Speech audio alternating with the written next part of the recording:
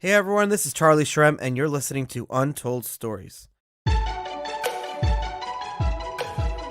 This is a show where we dive deep into the lives and personal histories of some of crypto's most influential leaders and find out how the crypto movement truly came to be. Let's dive in. This episode of Untold Stories is sponsored by eToro, the smartest crypto trading platform and one of the largest in the world with over $1 trillion in trading volume per year. U.S. customers can trade the most popular crypto assets with low and transparent fees. And if you're not ready to trade yet, practice building your crypto portfolio with the eToro $100,000 virtual trading feature. Best of all, you can connect with 11 million other eToro traders around the world, myself included, to discuss trading, charts, and all things crypto. Create an account at eToro.com, links in the show notes, and build your crypto portfolio the smart way. This episode of Untold Stories is sponsored by Scott Offord, the creator of Crypto Mining. Scott's a broker of ASIC mining gear and helps people buy and sell their miners. He created a Bitcoin mining profitability calculator and an interactive ASIC hardware comparison chart that you can find at cryptomining.tools. It's the only free online tool for calculating profitability and days to ROI. That includes the impact of the Bitcoin block reward halving. The calculator lets you put in your estimated uptime to give you a more realistic profit projections. So check it out and find Scott on Telegram and Twitter at OFFORDSCOTT. That's OFFORDSCOTT. Links are in the show notes. Untold Stories is powered by Blockworks Group, the only event and podcast production company I trust. For access to the premier digital asset conferences and in-depth podcast content, visit them at blockworksgroup.io. That's blockworksgroup.io. I promise you will not be disappointed. Throughout the early days of the Bitcoin space, which eventually developed into the blockchain, altcoin space, but originally in the Bitcoin space, you couldn't be involved in the space without knowing that the big elephant in the room is Silk Road. My background in the space has run through, has weaved, my story has Silk Road weave through it, and most early Bitcoin people have some interaction with the Silk Road. And as much as you say how bad it was, which it was, the concept of having a free market that's not controlled by any single party is that libertarian anarcho-capitalist view. And if it wasn't for Silk Road, Bitcoin, in fact, the whole space that we know about it today, wouldn't exist. And you have to admit that. And so you look back at the early days of Napster, and we all know what Napster is like. But most of my listeners here have probably used Napster, LimeWire, eDonkey, one of those torrenting sites to download, of course, legal music and legal movies, of course, 100%. And that technology, that was so bad, and all the music industry would talk about how bad it was, and the MPAA and, the FBI would have the big banner when you watch a movie. This is the worst technology in the world. We should make it all illegal. If it wasn't for that technology, you wouldn't have Spotify, Apple Music, Pandora. None of that would exist. All the technology was moved over. My next guest, Brian Hoffman, realized that the technology behind the Silk Road, which then became DarkMarket, the ideas behind it are good, and the technology behind it are good. And that's what really makes Bitcoin and the crypto economy here something that is so important. And so he took it upon himself, when probably the whole world told him it was a bad idea, to fork that technology and to launch OpenBazaar. Brian, welcome to the show. Thank you so much for having me. Yeah, that's quite an intro. What do you think about what I just said? Yeah, no, I think it's it's clearly one of the most fundamental drivers of Bitcoin in the early days is Silk Road. I mean, there's clearly no other more basic. For better use or for case. worse, it is what it is. Yeah, for sure. I mean, you have a currency. You've gone to the lengths of proving that transferring value works. But what's next? I mean, it's trading and exchanging goods and services for that currency. So. It just was a no-brainer. I think it clearly did do a little bit of gaslighting across the world with it being so focused purely on illicit goods. I mean, it's hard to think what a Silk Road would have done if it had been more broad. But clearly that was where people were interested in using Bitcoin initially. So, Of course, in any new form of money or any new form of information, or any new technology, it's the ones that are being pushed out of the other systems that are constantly looking for new ways to do whatever they're doing are the ones that are going to go to that new technology first. It's not to say that it'll always be like that, but look at the credit card industry, right? Like there's a movie, all my listeners should watch it. It's called Middlemen. And this movie talked about how using credit cards over the internet wasn't pioneered until the adult entertainment industry actually was the one who pioneered it. Because here you have an industry where people want instant gratification in adult entertainment online, and you can't mail a check or pay cash with that. But the technology to do credit card processing over the internet wasn't really there yet. Yeah, that's true. And people often forget that the first e-commerce transaction on the internet was actually a marijuana deal between college students, I believe at Harvard Was it or really? MIT. I can't remember exactly where. Yeah, exactly. So, early adopters are the fringe users for sure. Um, yeah, but I mean, generally, those fringe users don't become 100 millionaires and billionaires like we're seeing with crypto. So there's clearly like an even more complex results coming out of this because you're creating wealth, not just economic opportunity. So, it's interesting to see the first like era of Bitcoin early adopters kind of grow into this more mature, more wealthier. Did we grow, or did we just kind of be pushed aside? Well, I mean, I think it's certainly what you mean the early adopter group? Like the people, yeah. I mean, like, do you think we've grown up? Are we just still those people but wearing suits and ties now? I only wear flip flops, actually. You know this, but Yeah. have we been like pushed aside, or have we grown up and now like we're like the big boys in the room? Yeah, no, I think that there are certainly some folks who have kind of parlayed what they got early on into other businesses and things like that. We clearly have like the Coinbases and the Geminis and all these.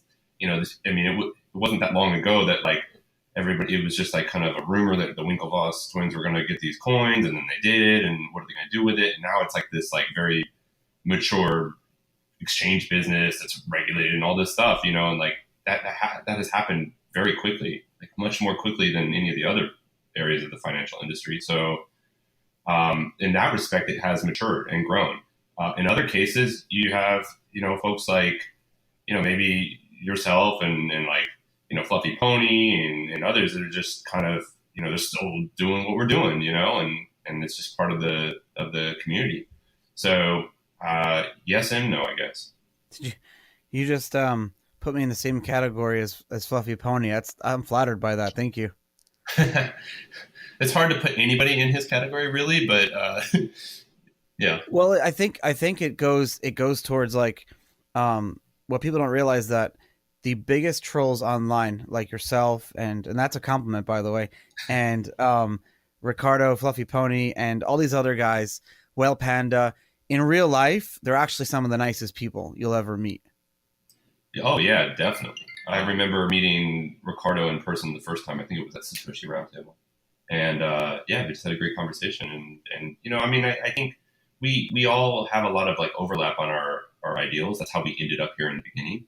I think online there tends to be a lot of like tribalism and fighting back and forth, or people misconstrue statements, or you shoot your mouth off about someone who has a connection to someone else, and just becomes this huge brouhaha. But one of the things that was so interesting about this early kind of punk rock movement of Bitcoin was just that there were some odd characters, and like there's a lot to criticize, there's a lot to comment on, there's a lot to compliment. It's messy, but that's what made it fascinating. I mean, a lot of ways, if we all went to go work at some like very black tie financial firm doing Bitcoin, we'd probably get bored of it and leave anyway. Like these personalities are not the type of people that lend themselves to that kind of work. But what you did in 2014, like rarely do you get like pivotal moments that really show that crossover between the crazy early adopters into the next wave of businessmen and people that are going to really make this thing what it became. And so in 2014, when you forked DarkMarket, um, which was, if I recall, Amir Taki was one who was really pushing for DarkMarket. He Amir Taki, who's a very, very, very, very polarizing figure in the early crypto days, who's pretty much forgotten, never talked about in the news circles. Most people don't know who he is. If you bring him up at a crypto conference, it's only like, the old wise men with the beards. Oh, I remember that young whippersnapper, but no one really remembers him. But he was such an polarizing figure in the early days.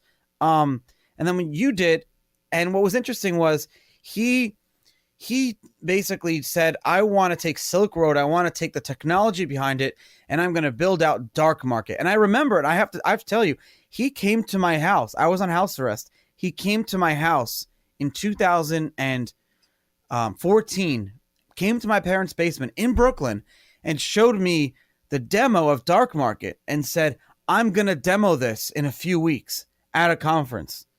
And no one knows about this yet. And I was like, wow, this is crazy. What are you calling it? And he said, I'm calling it DarkMarket. And then it was a few weeks later when you decided to take DarkMarket and launch OpenBazaar. Can you tell me how that all happened? Because that was the pivotal moment from you saying, hold on. This is really good technology. But if we launch it as DarkMarket, then we're not really changing who we are. Yeah, I mean, there's so many things that he had his fingers in, in the early days that were so impactful. Especially on my perspective of things, because when I came into the space, I was a programmer and I wanted to figure out how to get involved with Bitcoin development. But, the Bitcoin core product is pretty high bar of excellence to try and participate. You're doing proofreading or things like that, copy reading to get started. And so, Amir had started Live Bitcoin, which was, a complete alternative implementation of Bitcoin. And they were building a complete different full node software stack, which was crazy because it's, everybody was saying that we don't need another one. And it's too complicated to do, but he was doing it. And then they built Dark Wallet, which was this, it was thumbing. I remember Dark Wallet. Yeah. I think it was the highest crowd raised Bitcoin product at the time. I think they raised 20,000 or something, 50,000, not much money by today's standards, to do Dark Wallet, which was thumbing its nose at the, regulatory and stuff like that, basically just built for money laundering and mixing and things like that. And they were proud of that. And then took that dark branding, and they parlayed it into this dark market concept, which was an extension of that. And it seemed brilliant. It was all these very it's almost kind of has the same feel as the samurai guys have now, where they're just, it's just very intense privacy focused anarchy. But samurai is more focused on privacy and allowing you to have your own keys. Amir's Dark Wallet was anarchist in the negative sense, and I want to be completely away from the government and be this dark and allow any type of listings. And that branding and that mantra, if you launch with that, that may at the time not have been what most people in the space were motivated by. No, I think it opened up people's minds to what the potential of something like Bitcoin could have on the entire world.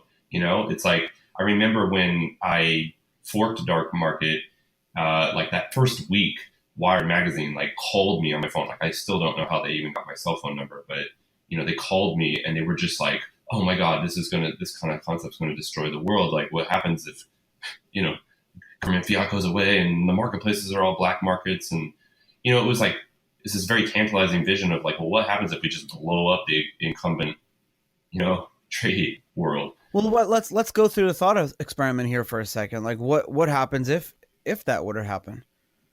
Well, I think over the last 10 years, we've realized it's a very hard thing to do. To unseat that kind of, the world's economy is massive. As successful as Bitcoin has been, it's still nowhere near unseating all of that. But what would happen if it did? It's hard to say. I think it would take quite a while, but it could change it in many, many, many interesting ways. Think about states' borders. Once once a digital currency is literally the world's reserve currency. What does that mean? You're going anywhere, anytime. You're spending your money equally wherever you go. Well, there's two different schools of thought on that, right? So there's the school of thought that and you know this very well. There's two schools of thought. The one school of thought is that Bitcoin will become this global currency for all to use, like consumers, right? Like me and you transacting. And the other school of thought, who won't outright say it, but this is what they want and what they see and what they're building towards, is Bitcoin becoming this global reserve settlement currency between all these other currencies and payment systems around the world. And I've had guests on the show advocate that.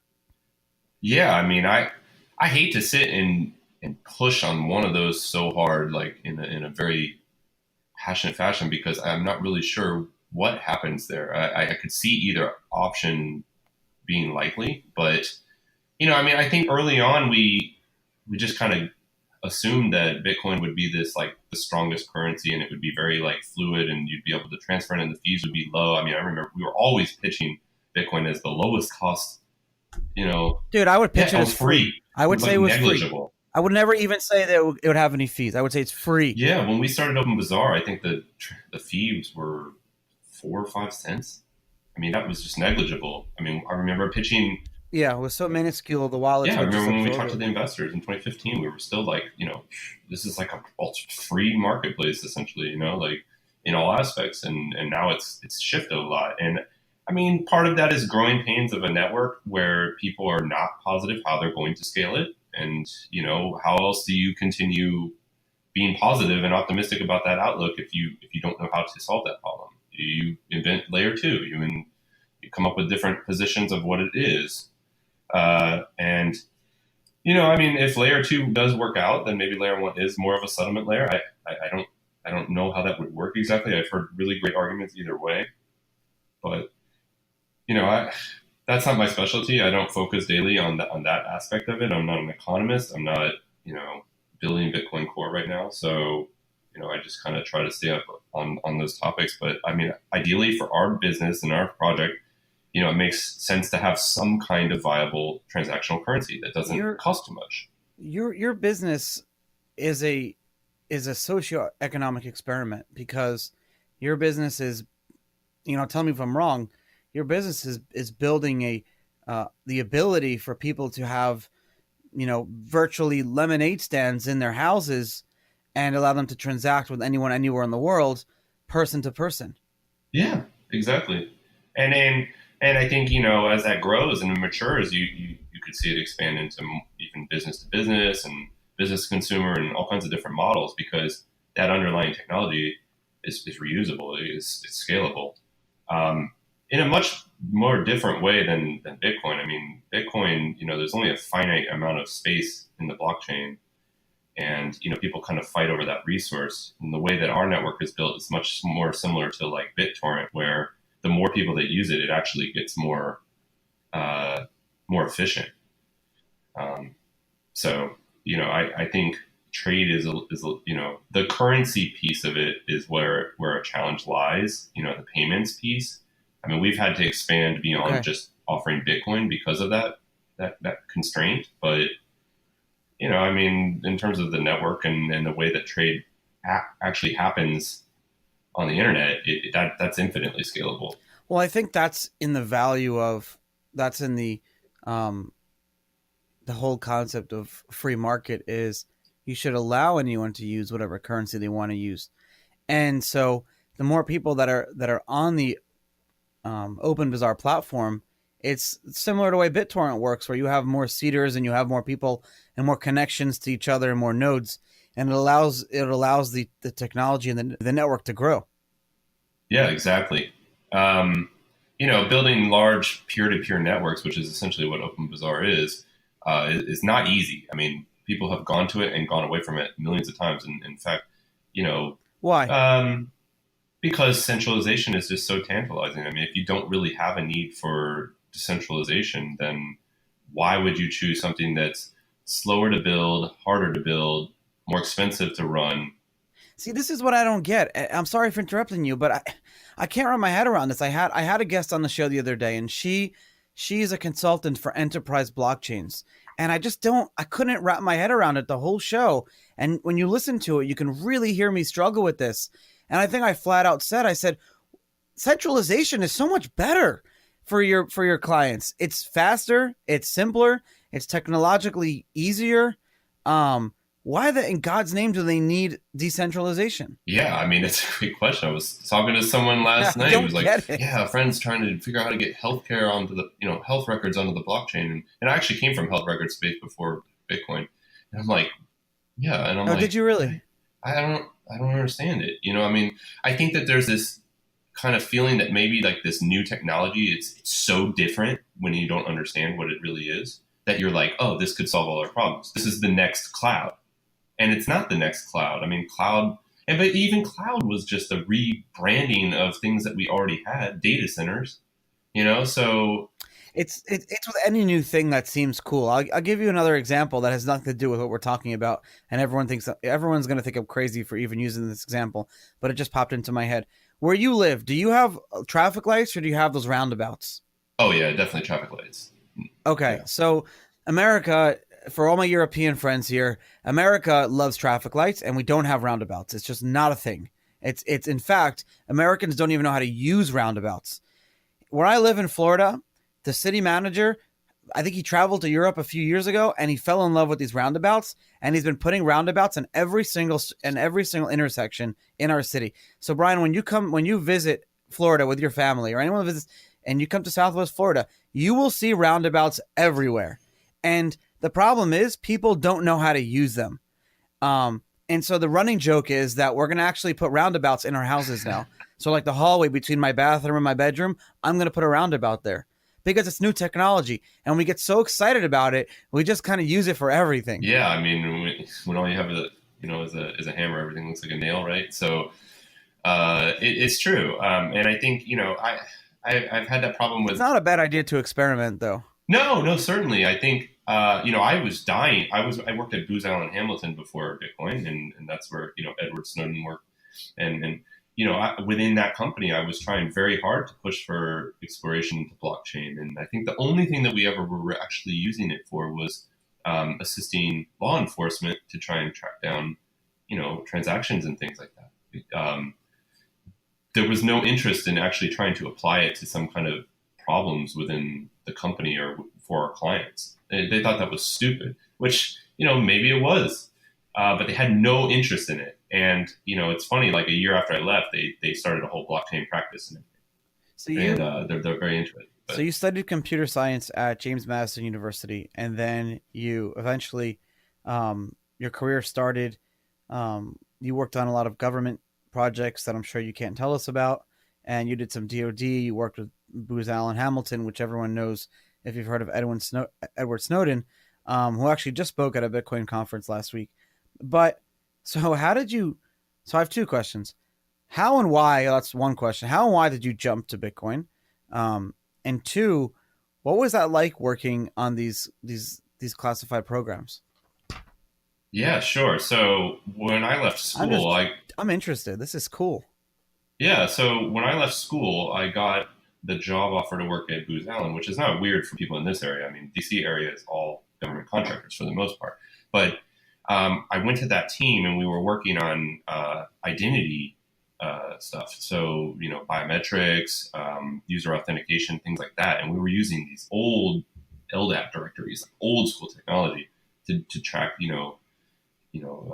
identity information. And then it was graduated into databases. And then, then it started, we want to share these identity databases across different clients and, be able to identify people across different services, like single sign-on, stuff like that. You can type in Charlie and then, scan every video camera around the world and find me. You'd be amazed at like the kind of stuff we were building, like way back in like 2005, 2006. We had this eye scanner technology that it was used at like military bases at their gates, and it would be able to identify like every participant in every person in a vehicle from like 100 yards away, and run it against an identity database to see if there was like some unknown individual in the car. And it could do it if you were like laying down and all this stuff. It was crazy. What if there was a mannequin in the car? Yeah, I mean, I don't recall if it would detect like a fake person, but I mean, it would certainly be able to identify that it was a real person there and that they were not in this database. And we were testing that kind of stuff like on top of parking garages. Like in Northern Virginia, like the parking garage like a mile away or 100 yards away, we try and like run these tests. I mean, we're doing all kinds of crazy stuff like that. And in our lab, we had all the latest and greatest like retina scanners and things to get in. It was really, really interesting stuff. But one of the things that was weird about it was that we had these clunky federated systems that you had to like set up and configure, and it was weird. And it used PKI, public key infrastructure, in order to like track identities and stuff. And so can they crack like AES 256 and PKI and things like that? I have some friends that have worked at NIST and still do, and they claim that there's a lot of work being done that we'd be very surprised about in terms of like quantum cryptography and things like that. So I have no doubt that that stuff is coming. I don't know the real state of it because you kind of have to be working there to know. And I've been out. Was Bitcoin safe? Are hardware wallets safe? I think at the moment, yeah, I really do. I don't care about the moment. I mean, like 10 years down the road. I really think there's going to have to be some game plan for moving. I do. I think if there's moving what? You're moving into some other options, like some kind of cryptography that's more safe, And well, Luke Tashir and others have said that they're interested in doing that. If technology exists to break the cryptography that's used now. Oh yeah, definitely. Yeah. I mean, the things that I'm worried about is like if there's people that have put like lots of money into like trust or something, or they can't touch these things, like how are they going to move them? I mean, I'm not sure about the mechanics, but I thought I remember reading like people like some of the people like Blockstream have like locked up their coins for a certain period of time. Like what happens if there's some kind of vulnerability and you don't have the ability to move things? Yeah, you use time lock verifying and things like that. Of course. And Lightning is like all built on top of all of this stuff. So what happens? So yeah, I think that there are things that we have to be thinking about. But the government will. It's not like the government's going to like, okay, we did it. Hey, everybody, it's out. They're going to be using it for like years probably before we even know that it exists. I mean, that's just the way it is. I worked on. I was about to be working on the project right before I left Booz, and it was related to working with classified agencies and these things, and what they were pitching as possible and what they were already doing with Bitcoin was kind of scary. I mean, it was just. I mean, they're not stupid. They're looking at these things. So what type of technology existed before we knew about it? Well, I heard like the military used like GPS years before we even. Yeah, I mean that's a good example. As far as I know, Tor. I mean that came out of the Naval Research Lab in. Oh, good point. Yeah, that was it.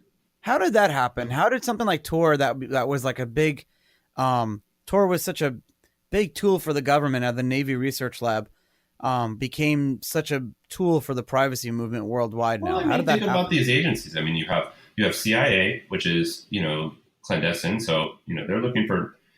I mean, their agents go into other countries, and it's not like those countries sanction that kind of stuff, right? They're spies. So they're coming in and they're trying to use cutting edge spying technology, the things that you're trying to prevent attacks from others with, right? But they're exploiting it. So if you think about like Bitcoin, let's say Bitcoin's used for money laundering. Well, hell yeah, the CIA is going to use it for the same thing, right? Like, how do we get money for tactical missions in other countries? So do you think the CIA and the government's using crypto even early on in order to help with various activities around the world? I'm sure of it. And what's even weirder is that you have agencies like FBI who are like the law enforcement arm, and they're trying to bust this. So they're trying to find these technologies to crack down on them, and the CIA is trying to find them to exploit them.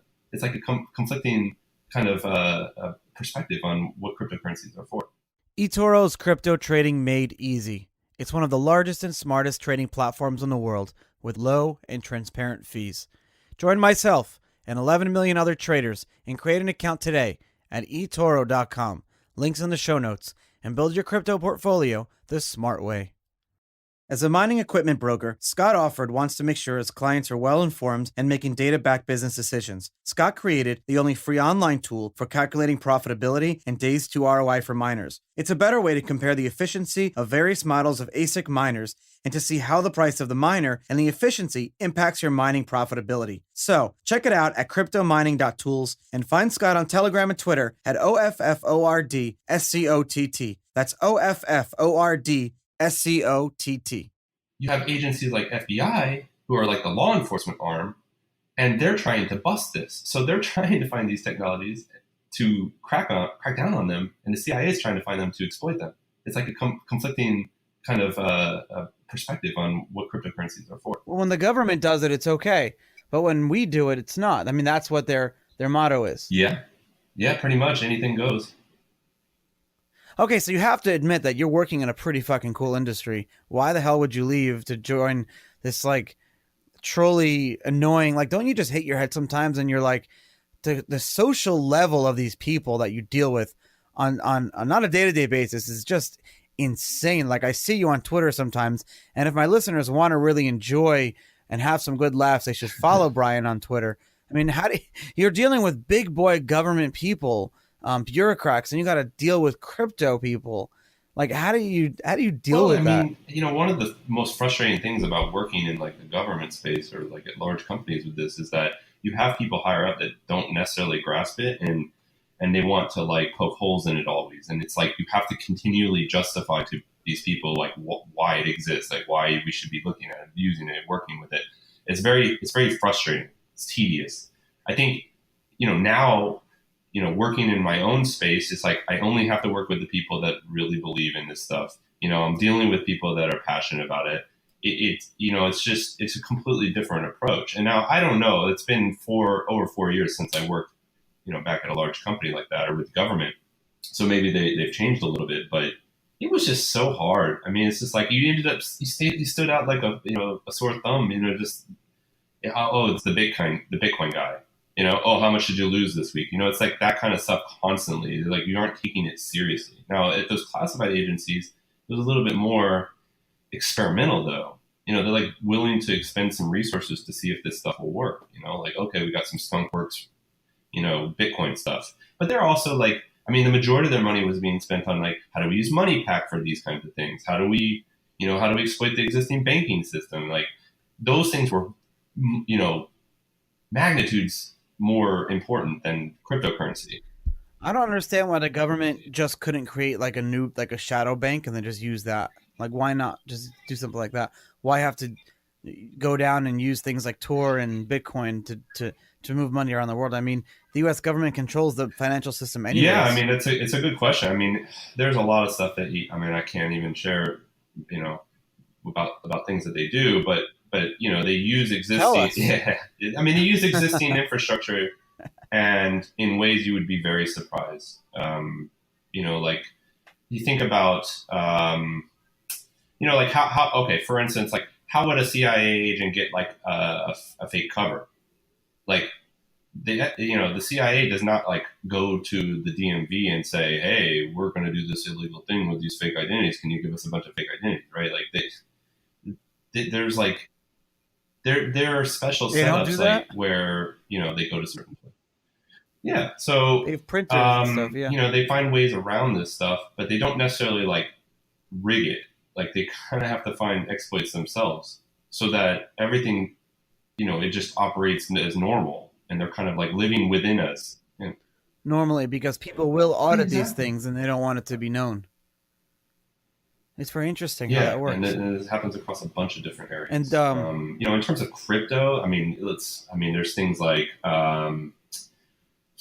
let's say someone wants to like purchase some cryptocurrency, you know, with a fake identity.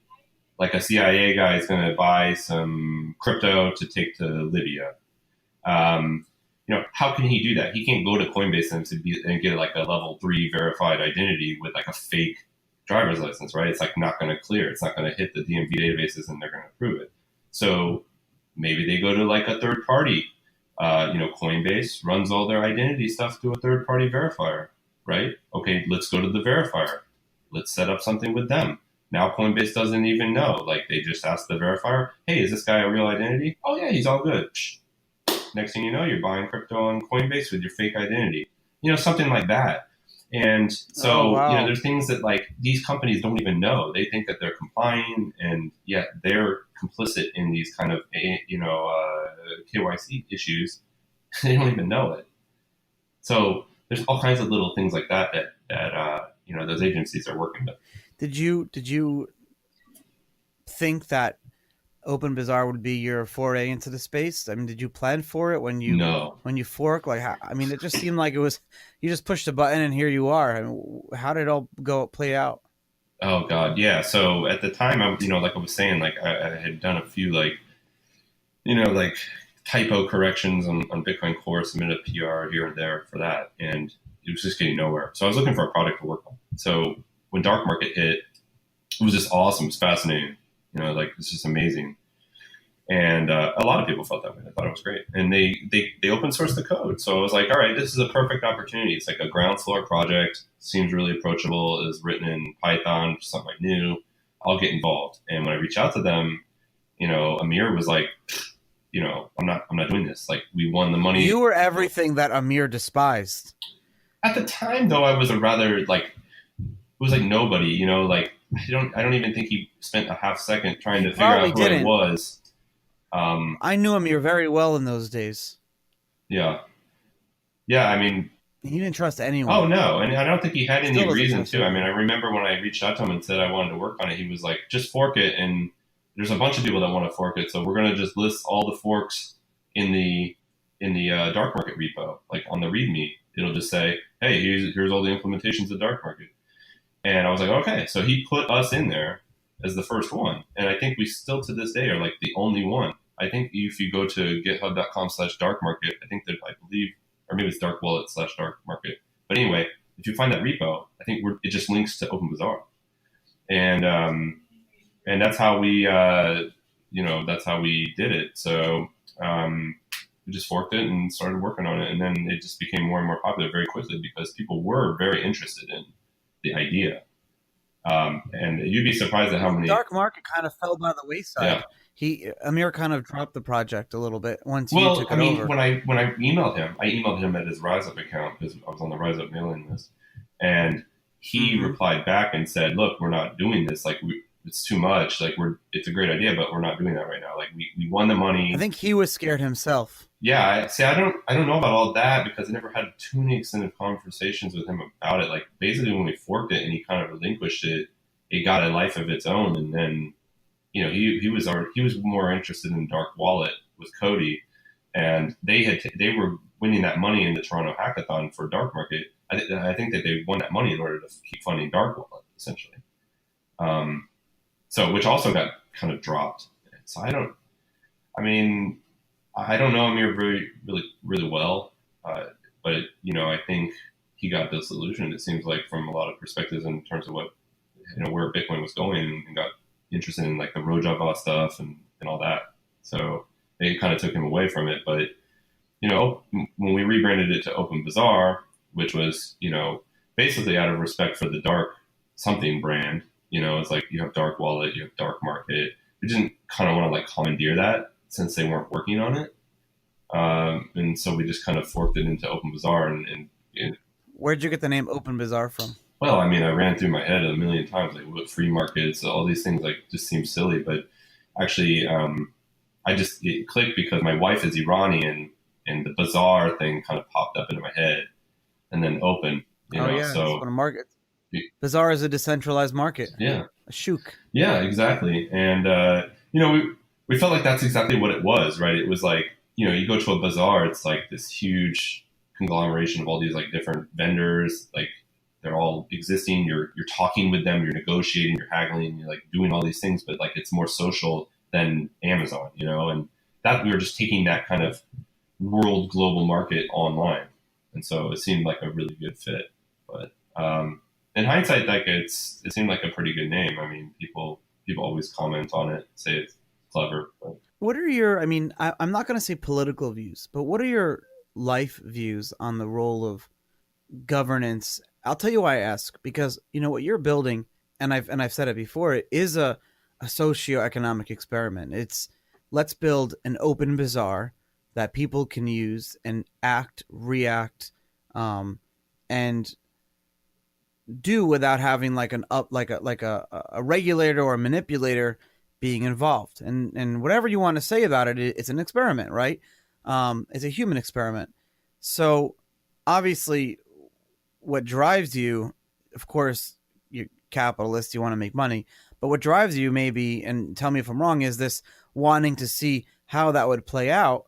But at the same time, you did work on government contracts and things like that. So what I'm curious is, like, had you grown up a libertarian, or were you always someone who believed in the role of government and then worked in the government, and then now you like have things changed for you? Yeah, my political views have changed a lot over the years. I mean, I remember in college, I went to a predominantly white college in Virginia, in Western Virginia.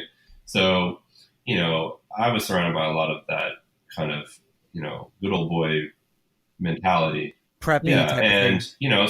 9/11 happened. While I was at school, and I voted for George Bush at the time, and was very supportive of the whole approach we took to the Middle East at the time. And then I got out of school, and I started working in the DC area, which is much more diverse. And I met my wife, whose parents are like, just came over from Iran, and like she's first generation, and it just becomes much more complicated. You're working with a lot of Indian and Asian people, and you learn that there's more out there than just like this like hardcore hillbilly, white culture from Virginia. So, my ideals have kind of shifted a lot more to like, well, let's think more about people and, what are we doing globally here? And so it kind of shifted to the other side.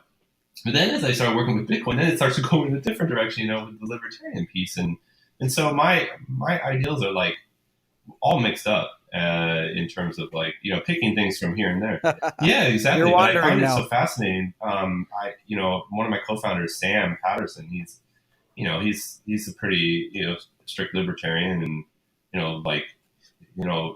he's very convicted to a lot of his thoughts on that. And I'm not as like fixed in my thinking. I'm very open-minded, but I do believe in one thing is that, I want fairness for people. I want people to be treated properly, and I want everybody to have a great opportunity to succeed in life. And I think that, cryptocurrency, Bitcoin, blockchain, decentralized, networks, these kind of, it's an opportunity for technology to help us, empower people around the world. And technology is my passion. Like, it's my background. It's what I work in. It's what I'm always interested in. So I'm trying very hard to like make sure that my skills and stuff go towards positive things like that. And, it's hard. It's hard sometimes, though. You hear people criticize, products like OpenBazaar, a lot of these like people are trying to be very like compliant and regulatory friendly. And they kind of look at projects like ours and they get scared. And I'm saying, when did we, yeah, I mean, like, when did we get into the Fear breeds mentality that hostility. like everything is set by these rules is like the way it's supposed to be? Yeah, I know. It's After like 9/11, we people did. tell you to take off your shoes. You're like, okay, it's because we're just so scared of like what happens if it's not, if you don't follow the rules. That's a great example. We at my house, I like my floor, so we asked people to take off their shoes, and I had someone in the crypto space come and stay over for the weekend. I have a lot of guests, and I won't say who, but he's an awesome guy. Anyways, he stayed over a few months ago, and I asked him, actually, I said, "Can you please take off your shoes?" And he's like, "No." And I was like, "What do you mean no?" He goes, you don't want me to take off my shoes." I was like, "You know what? All right, I'll clean my floors when you leave." Yeah, it's the same for me. I grew up wearing shoes in the house, so it's a little weird. But yeah, but I think, there's I find a lot though within like the crypto space and like in the libertarian space, that people are very much willing to say no. I mean, you go to the airport, it's like, I'm going to like opt out, I'm going to do all these things. And it was like, to me, it never like occurred to me to be like, no. I've never opted out before, but and I've seen Roger do it. I traveled with Roger once in 2013, I think, and he would say no. I'm like, "Roger, please, can we just," because we traveled around the world together, and Yeah. I have pictures. I'm like, "Roger, please, can we just go through this? I want to go home." And he's like, "No." It's like, "Oh my God." And I have videos, and he's just getting patted down. And the TSA, they don't know what to do. They don't know how to handle him. It's funny though that like TSA or like law enforcement, it's like when you exert your rights, they're like exhausted by that. They're like, oh, Yeah, they're you're just gonna use it. another one. You're gonna use your rights. Okay, fine. It's like why? But yeah, people are busy. They just it's easy for people to comply and just go on with their life, and that's the same thing that OpenBazaar is trying to solve. And I think that's one of the biggest challenges we have as a project and as a business is getting people to break out of that, like, I don't care, I just want to get shit done kind of mentality. It's like, okay, I know that you can just go to Amazon and do this, but like, do you understand what's happening when you're doing these things? Brian, I think it comes down to motivation. I think that even when you got involved in 2014, that was still, I mean, and how you got involved was still very much a, we need to change the world. We're ideological. We want to break shit and see what happens mentality. That mentality doesn't exist anymore. No, I shouldn't say that. It's not as prevalent as it was, and it's not the main motivation to why people get involved in the space. I mean, you know this. People get into the space over the past 2-3 years for money to pump ICOs. Oh yeah, of course. Yeah, I mean, So that mentality is not there anymore, really, as it was, and what really moved. I still think that some of the largest breakthroughs and movements that we've broken through as a community have happened between 2013 and 2015. yeah, and I completely blame that ICO culture of really kind of like discouraging the Bitcoin growth, in terms of like development and innovation. And I think it just fomented that whole store of value argument and all this like settlement layer talk because, we saw it as a project is, you had early on, there were only a few really cool projects you could work on. Like, I mean, if I listed off the people that actually contributed code or ideas in OpenBazaar's early days, you'd be so surprised. I mean, they worked at Blockstream, they worked at Coinbase, they're like really well-known people. Really? Yeah. And I mean, we extended offers to several people that went and worked at Blockstream and other companies. And so, it's like, who's who roster of people in the space now. And Well, but let me tell you something for a second. As much as people like, and I'm not the one to defend Brian Armstrong. I've been a critic, but of Coinbase. But I was in the room with Brian in 2013 at his house at a barbecue with Tony Galippi, Roger Ver, Jared Kenna, and Brian was working at Airbnb at the time. And he said, I want to start this company called Coinbase. And I said, Brian, why? And he told me why. And it was basically because he wanted to open up the world to cryptocurrency. But Bitcoin wasn't trading very high then. It wasn't a crazy moneymaker. Sure, he was one of the first Silicon Valley people, and but his motivations were a lot purer than people think it was. well, yeah, but I have to understand that like things get out of hand really quickly. I mean, we went from like a little open source product that we just worked on at night to being a startup that was invested in by Andreessen Horowitz and Union Square, and like we were in Wired magazine. I didn't even know I was in Wired magazine. You got the big boys. I didn't even know I was in Wired magazine. Like they published an article about it, citing my name in Wired, and I was still working at Booz Allen, and my boss called me from like Cleveland. He had taken a flight, shit. and he just grabbed a Wired magazine to read on the flight. And he read the article, and he called me immediately when he landed. He's like, "Is this you? Like, what is this? Like, what are you talking about?" No. I mean, So what it got happened? really, really awkward because they were like, I mean, This is the untold story right here. It was insane. And like, he said it's in the magazine. And I was like, oh shit. So I ran down to Barnes and Noble and bought the magazine. I'm like holding it like as I'm checking out. I'm like, I can't believe this is happening. And we're like reading it. And I'm like, shit, what am I going to say? Because it looks legit. It sounds like some serious product. Yeah, Wired magazine made it look. I remember that article. And yeah, my boss like calls me in and he's like, "What are you doing this during work hours? Like, what's going on?" Like, and I was like, "It's just a side project." And I think they already knew I was into Bitcoin, but they're like, "What's going on?" And it just got more and more awkward. But like pretty soon after that, we started negotiating the deal with the investors, and so So like, yeah, it just kept getting weirder and weirder. And then I remember my boss was like, "You got to choose this or that." And we had.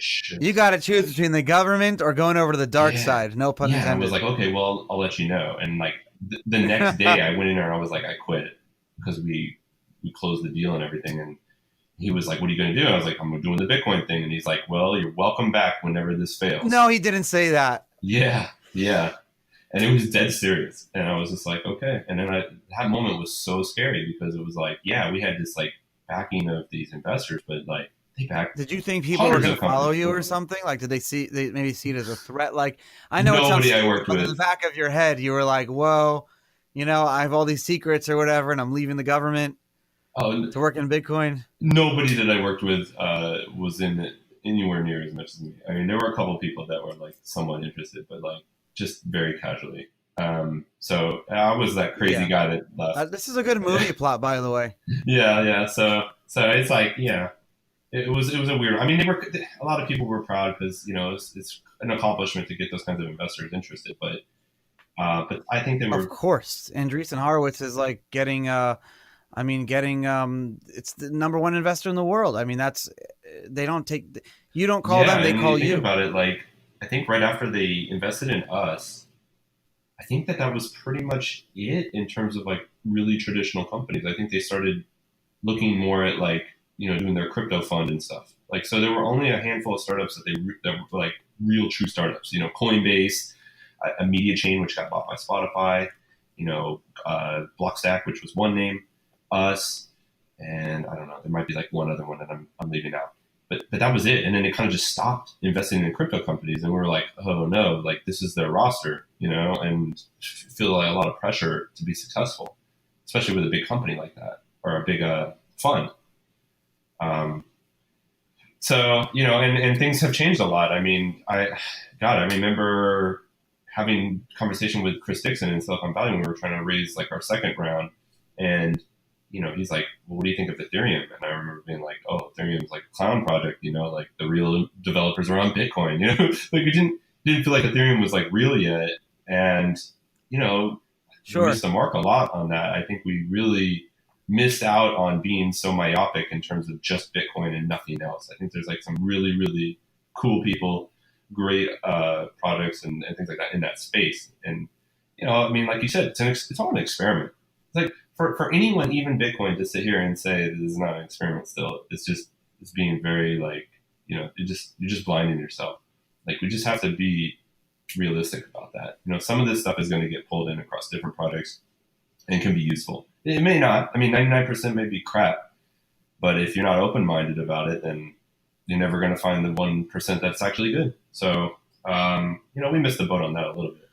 Behind every great man is a great woman, or behind every great woman is a great man. From what you told me, your wife fled or just left Iran and to the U.S.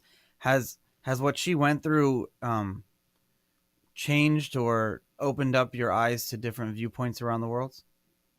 Well, so my wife is first generation. She was actually born in Chicago, but her parents came over for college opportunity like weeks before the Wow. revolution in Iran in '79. So um, that was really dramatic for them because they were, her mom was getting letters from her grandmother saying, it's really bad here. Like, you just don't come back. You have to stay there. And so they chose to stay in the States where they didn't speak English and didn't have any opportunities other than like school and what they were going to do after that, and try to figure it out. And, I think, my wife was lucky to have that because, she grew up speaking Farsi and understanding like that there's another part of this world and like incorporating that into her viewpoints. And I think that's rubbed off a lot on me. I mean, I'm really close with her family. They live close by. And, I think it's been really, really good. I mean, I think for them coming, her background is from a country that U.S. is practically at war with, and trying to understand those viewpoints. Which is so stupid. It's so important.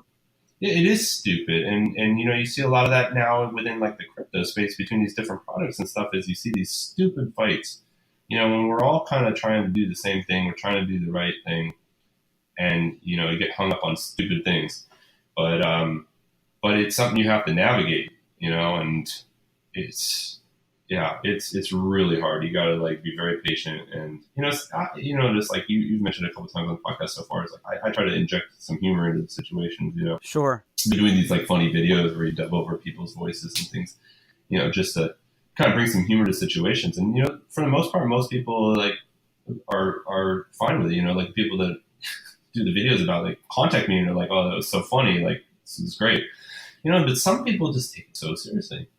And it's like I think a little too seriously because they're very passionate about it, but trolling in this industry can flare up sometimes and get a little bit too much. But we just make fun of it more. Yeah, I think the people that take themselves too seriously are the ones that they end up hurting themselves. The whole Craig Wright debacle. I mean, he clearly takes himself extremely seriously, and that's where people find like something to pick at. I can't talk about him. I don't want to get sued again.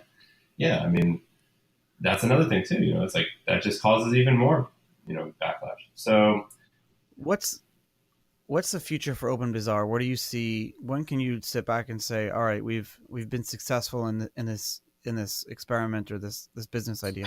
Man, that's I can ask that question. I mean, I just continuously growing. Well, you have to understand why I'm asking. You're not just, and this. You're not just another crypto startup.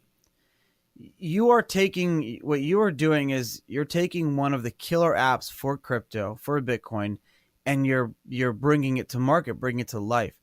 So your success is our success. Your failure could be our failure. Not to try to put pressure on you, but you are leading the charge in that and building that free market. And a lot of people are watching and what happens if you succeed. And when you reach a critical mass, you'll see a lot of other projects take that similar technology and take those similar concepts and do things like that based on your success. It's weird. It's like, I feel we're pretty alone sometimes, in a lot of ways, because we're kind of like one of the last vestiges of like the true Bitcoin use cases, like the core use cases that aren't like these layer 2 extensions and all this stuff. Think about, you see like companies like BitPay and all these guys are like kind of scaling back their point of sale stuff. Most of the spend it Bitcoin people are breaking off into Bitcoin Cash or something else, and it's just like, well, who are like the big, like, let's spend Bitcoin people, like you have Gift, you have, all these different things, and they just kind of Purse, is pretty quiet recently. Oh man, Purse! I haven't heard from Purse in forever. What are they doing? Yeah, I every once in a while, I talk with them, and it's just like same old. There's no like big, huge things that are going to get, that people are getting excited about in terms of that. But we are actually, and this is pretty exciting for us because it's been a long time coming, is that we're like a week or two out from releasing our mobile app, which we call Haven. And that's a big deal because 90% of things that are going on are happening on mobile. Oh yeah, definitely. And like we're going through our final beta test right now. We've got like over 250 people like using the app. And how will that work though? Aren't these app stores like centrally controlled? Yeah, and the whole premise of OpenBazaar is that it's a peer-to-peer. Oh, it's network. A real pain in the ass. So Android and Google and Apple are two different groups as well. So Android is like super open. As long as the app's not crashing for the most part, or you're doing something egregious, they're pretty flexible, and we've seen that throughout our process. But right now, we're still currently working our way through the Apple process. There's a lot of things that, a lot of feedback that they've given us, and it's kind of funny. Like the first review, they like found like THC vape pens or something, and it was like immediate rejection. So it's like they're like, I mean, they're searching for heroin and Hitman and all these things. Like they know what's going on, and that creates a very big challenge for us when you have this flexible marketplace that people can do anything on. But the key to thing is, our Haven app on the iOS App Store is going to be a much more constrained experience than the desktop OpenBazaar. That's just the way it is. But you can kind of think of it as BitTorrent, right? The network itself is uncensorable. So, if you operate on Apple, okay, I get it now. It's just not going to be that like complete anarchistic movement. But what it will do... Will you tell people, though? Will you like give some sort of like, hey, you're using this on your phone. These are the the freedoms that you're giving up here? We tried that, and Apple didn't like that. We actually No, you didn't, really? They flagged it, and then so we kind of pushed our luck a little bit. We like had this pop up like when you try to. But that's what you're supposed to do. Yeah. Well, we put up a little pop up that said like, you can go to get OpenBazaar or like get the Android app and do it, and they were like, no, you can't like crap on Apple. Oh my god, that's great. You can't crap on Apple when you're like talking about this stuff. So they didn't like that. They were on that right away. So we're still trying to negotiate essentially with them, but we're pretty close. Like I think we got past all of those issues, and we're looking really good. So we're excited to get it out. But I think the idea behind it is like we're trying to build a private shopping application, that uses cryptocurrency that will introduce people to this world. And if they are like, wow, I need expanded capabilities, like then we have the desktop, and we're actually working hard to try and figure out how to get it onto the web. So it's just browser based, and that will create this, you said, where are we going to go in the future? That's what I want to see. This ubiquitous, like open, decentralized web app, that does everything it can. And all you have to have is a phone and a browser or a computer and a browser. And, and that's where we want to go, so that people will use it like just all the time. But Haven is a good step forward. I think it's a pretty mainstream friendly app. And it's a huge deal. Yeah, we're really excited. It's been years in the making, really. Well, congratulations. And how can people follow your progress? Well, obviously follow me on Twitter at Brian C. Hoffman and at OpenBazaar on Twitter, for the OpenBazaar project, and at Haven Privacy for our Haven.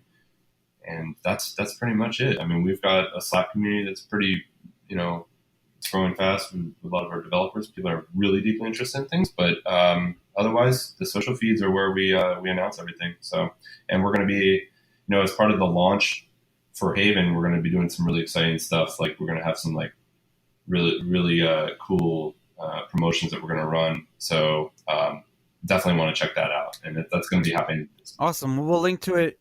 The links are in the show notes, and everyone can check it out. Thank you so much for coming on the show. Yeah, thanks for having me. Hey everyone, thanks for listening. This episode of Untold Stories is sponsored by eToro, the smartest crypto trading platform and one of the largest in the world, with over $1 trillion in trading volume per year. U.S. customers can trade the most popular crypto assets with low and transparent fees. And if you're not ready to trade yet, practice building your crypto portfolio with the eToro $100,000 virtual trading feature. Best of all, you can connect with 11 million other eToro traders around the world, myself included, to discuss trading, charts, and all things crypto. Create an account at eToro.com, links in the show notes, and build your crypto portfolio the smart way. This episode of Untold Stories is sponsored by Scott Offord, the creator of Crypto Mining. Scott's a broker of ASIC mining gear and helps people buy and sell their miners. He created a Bitcoin mining profitability calculator and an interactive ASIC hardware comparison chart that you can find at cryptomining.tools. It's the only free online tool for calculating profitability and days to ROI. That includes the impact of the Bitcoin block reward halving. The calculator lets you put in your estimated uptime to give you a more realistic profit projections. So check it out and find Scott on Telegram and Twitter at OFFORDSCOTT. New episodes go live every Tuesday at 7 a.m. EST. Links to our Apple and Spotify channels are in the show notes. You can also follow me on Twitter, Charlie Shrem, to continue the conversation. See you next week.